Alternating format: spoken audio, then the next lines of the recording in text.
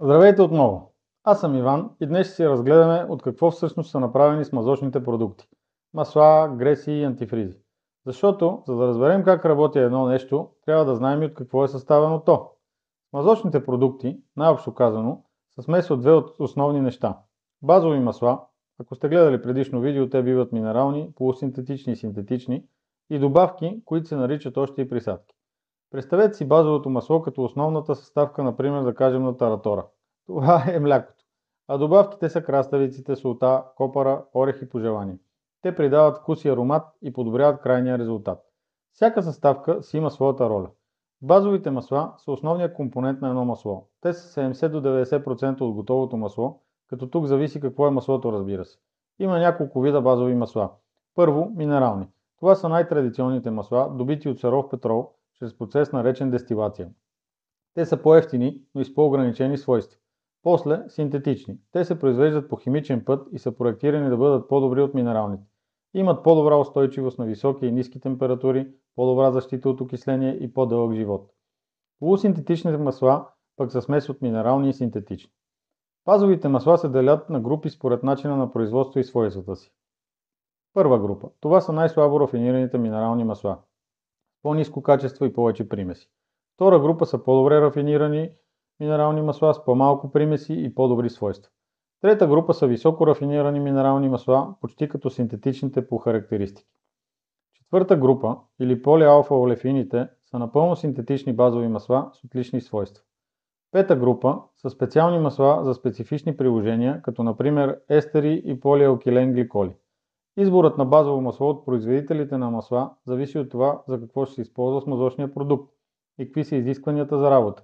Сега нека да поговорим и за другите съставки на таратора – добавките. Те са специални химически съединения, които се добавят към базовото масло, за да подобрят свойствата му. Имат три основни цели. Първо, защита на металните повърхности. Второ, подобряване на физичните и химичните свойства на маслото. Трето, забавяне на влошаването на качеството на маслото. Добавките се делят на следните видове. Детергенти, които поддържат двигателя чист, като предотвратяват образуването на отлагания и утайки.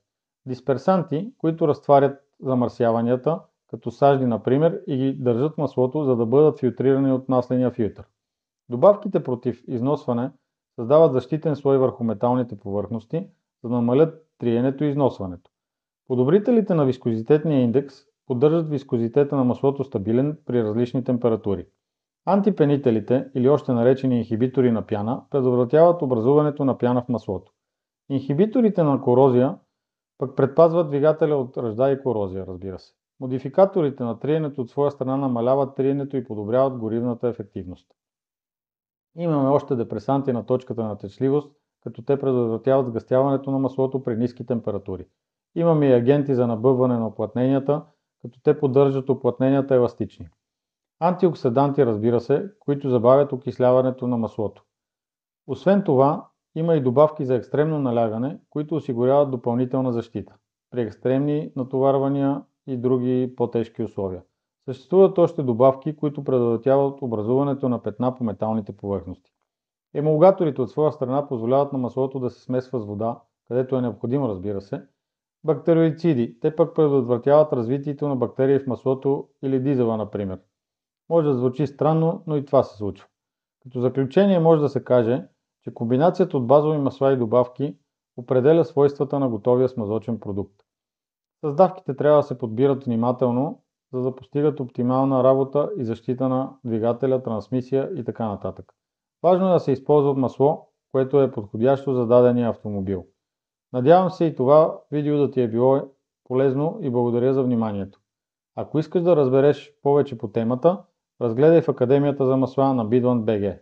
Чао от мен и до скоро!